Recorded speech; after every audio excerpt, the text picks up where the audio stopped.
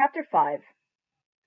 My nagging got the better of Jem eventually, as I knew it would, and to my relief we slowed down the game for a while.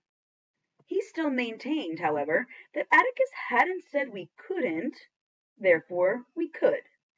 And if Atticus ever said we couldn't, Jem had thought of a way around it. He would simply change the names of the characters, and then we couldn't be accused of playing anything. Dill was in hearty agreement with this plan of action. Dill was becoming something of a trial anyway, following Jem about. He had asked me earlier in the summer to marry him, then he promptly forgot all about it. He staked me out, marked as his property, said I was the only girl he would ever love, then he neglected me. I beat him up twice, but it did no good. He only grew closer to Jem. They spent days together in the treehouse, plotting and planning, calling me only when they needed a third party. But I kept aloof from their more foolhardy schemes for a while, and on pain of being called a girl, I spent most of the remaining twilights that summer sitting with Miss Maudie Atkinson on her front porch. Jem and I had always enjoyed the free run of Miss Maudie's yard, if we kept out of her azaleas, but our contact with her was not clearly defined. Until Jem and Dill excluded me from their plans, she was only another lady in the neighborhood, but a relatively benign presence. Our tacit treaty with Miss Maudie was that we could play on her lawn, eat her scuppernongs if we didn't jump on the arbor, and explore her vast back lot, terms so generous we seldom spoke to her, so careful were we to preserve the delicate balance of our relationship. But Jem and Dill drove me closer to her with their behavior. Miss Maudie hated her house. Time spent indoors was time wasted. She was a widow, a chameleon lady who worked in her flower beds in an old straw hat and men's coveralls. But after her 5 o'clock bath, she would appear on the porch and reign over the street in magisterial beauty. She loved everything that grew in God's earth, even the weeds, with one exception. If she found a blade of nutgrass in her yard, it was like the Second Battle of the Marne. She swooped down upon it with a tin tub and subjected it to blasts from beneath, with a poisonous substance she said was so powerful it'd kill us all if we didn't stand out of the way. "Why can't you just pull it up?" I asked, after witnessing a prolonged campaign against a blade not 3 inches high. "Pull it up, child, pull it up." She picked up the limp sprout and squeezed her thumb up its tiny stalk. Microscopic grains oozed out. "Why, one sprig of nutgrass can ruin a whole yard. Look here, when it comes fall, this dries up and the wind blows it all over Macomb County." Mrs. Maudie's face likened such an occurrence unto an Old Testament pestilence. Her speech was crisp for a Macomb County inhabitant. She called us all by all our names, and when she grinned, she revealed 2 minute gold prongs clipped to her eye teeth. When I admired them and hoped I would have some eventually, she said, "Look here." With a click of her tongue, she thrust out her bridge work, a gesture of cordiality that cemented our friendship. Miss Maudie's benevolence extended to Jem and Dill whenever they paused in their pursuits. We reaped the benefits of a talent Miss Maudie had hitherto kept hidden from us.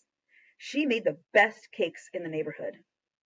When she was admitted into our confidence, every time she baked, she made a big cake and 3 little ones, and she would call out across the street, "Jem Finch, Scout Finch, Charles Baker Harris, come here." Our promptness was always rewarded. In summertime, twilights are long and peaceful.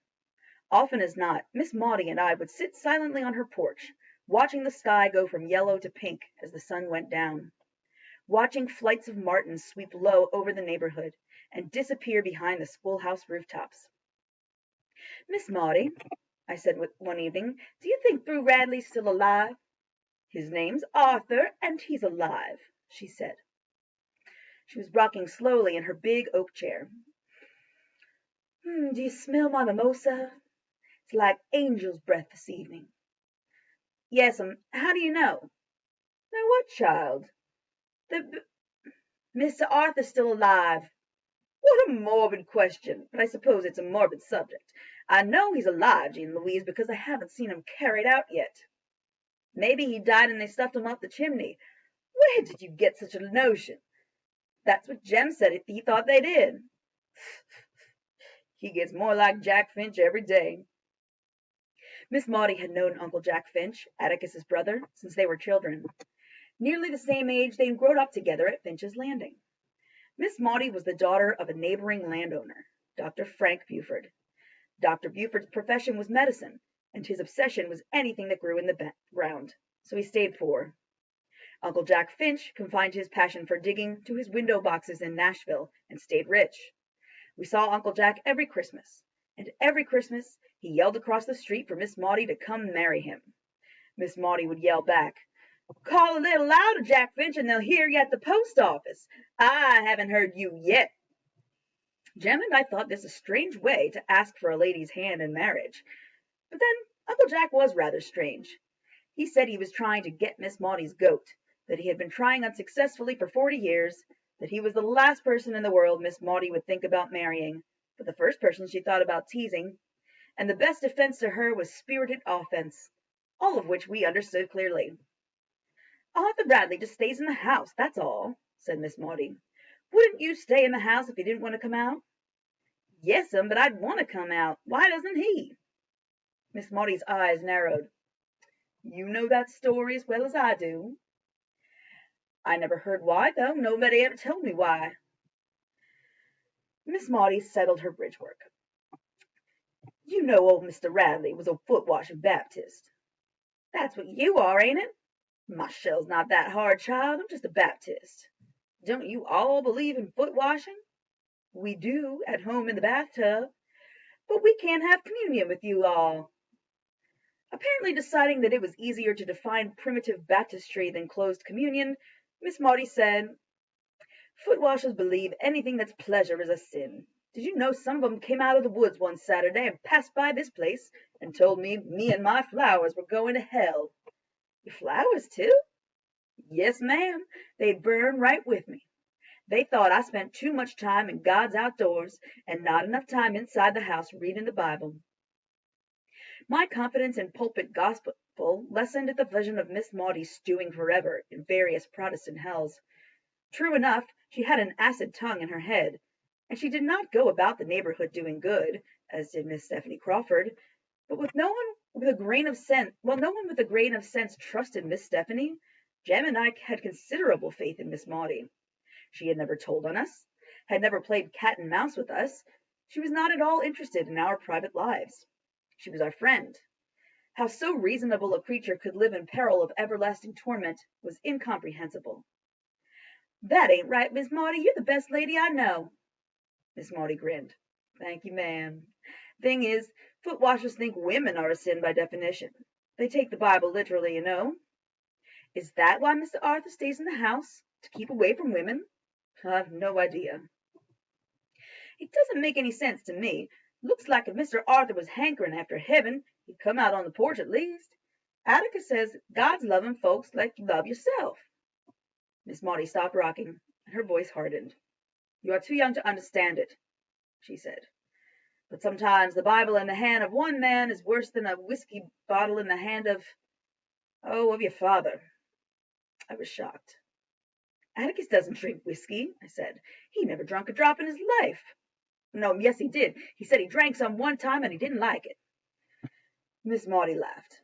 "Wasn't talking about your father," she said. "What I meant was, if Atticus Finch drank until he was drunk, he wouldn't be as hard as some men are at their best. There are just some kind of men who are so busy worrying about the next world, they've never learned to live in this one.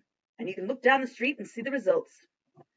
"Do you think they're true, all those things they say about Mr. Arthur?" "What things?" I told her. "That is 3/4 colored folks and 1/4 Stephanie Crawford," said Miss Maudie grimly. "Stephanie Crawford even told me once she woke up in the middle of the night and found him looking in the window at her. I said, 'What did you do, Stephanie? Move over in the bed and make room for him?' Shut her up a while." I was sure it did. Miss Maudie's voice was enough to shut anybody up. "No, child," she said, "that is a sad house.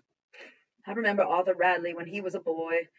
He always spoke nicely to me, no matter what folks said he did. Spoke as nicely as he knew how." "You reckon he's crazy?" Miss Maudie shook her head. "If he's not, he should be by now. The things that happen to people we never really know." What happens in houses behind closed doors with secrets? Atticus don't do anything to Jem and me in the house that he don't do in the yard, I said, feeling it was my duty to defend my parent. Gracious child, I was raveling a thread, wasn't even thinking about your father. But now that I am, I'll say this. Atticus Finch is the same in his house as he is on the public streets. How'd you like some fresh pound cake to take home? I liked it very much. Next morning, when I awakened, I found Jem and Dill in the backyard, deep in conversation. When I joined them, as usual, they say go away. Will not.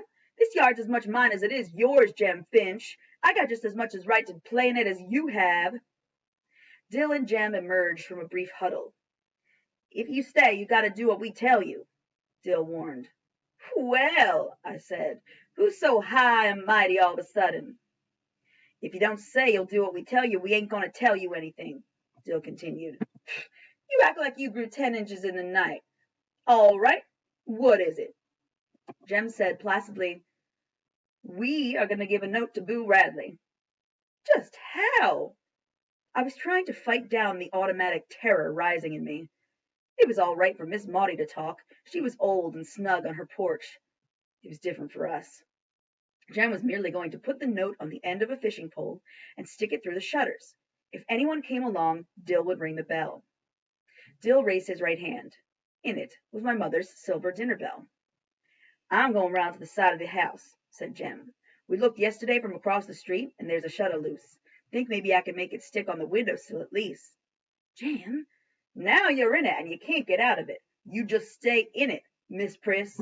Okay, but I don't want to watch. Jem, somebody was... Yes, you will. You'll watch the back end of the lot, and Dill's going to watch the front of the house and up the street. And if anybody comes, he'll ring the bell. That clear? Right then. Would you write him? Dill said, we're asking him real politely to come out sometimes and tell us what he does in there. We said we wouldn't hurt him, and we'd buy him an ice cream. Y'all have gone crazy. He'll kill us. Dill said, it's my idea. I figured if he'd come out and sit his spell with us, he might feel better. How do you know he don't feel good? Well, how do you feel if you've been shut up for 100 years with nothing but cats to eat? I bet he's got a beard down to here. Like your daddy's? He ain't got a beard. Dill stopped, as if trying to remember. Caught ya, I said. You said it before you were on the train. Good, your daddy had a black beard. It's all the same to you. He shaved it off last summer. Yeah, and I've got the letter to prove it. He sent me $2, too. Keep on. I reckon he even sent you a mounted police uniform. That never showed up, did he? You keep on telling him, son. Dill Harris could tell the biggest ones I ever heard. Among other things, he had been up in the mail plane 17 times. He had been to Nova Scotia. He had seen an elephant. And his granddaddy was Brigadier General Joe Wheeler and left him his sword. You all hush, said Jem. He scuttled beneath the house and came out with a yellow bamboo pole. Reckon this is long enough to reach from the sidewalk? Anybody who's brave enough to go up and touch the house hadn't ought to use a fishing pole, I said. Why don't you just knock on the door down? This is different, said Jem. How many times do I have to tell you that? Dill took a piece of paper from his pocket and gave it to Jem. The three of us walked cautiously toward the old house. Dill remained at the light pole on the front corner of the lot, and Jem and I edged down the sidewalk parallel to the side of the house. I walked behind Jem and stood where I could see around the curve. All clear, I said. Not a soul in sight. Jem looked up the sidewalk to Dill, who nodded.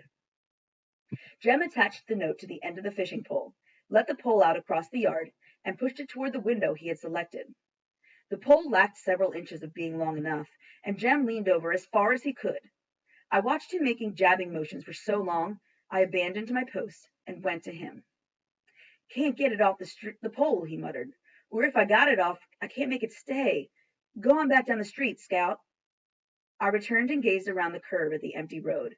Occasionally, I looked back at Jem, who was patiently trying to place the note on the windowsill. It would flutter to the ground, and Jem would jab it up, until I thought if Boo Radley ever received it, he wouldn't be able to read it. I was looking down the street when the dinner bell rang. Shoulder up, I reeled around to face Boo Radley and his bloody fangs.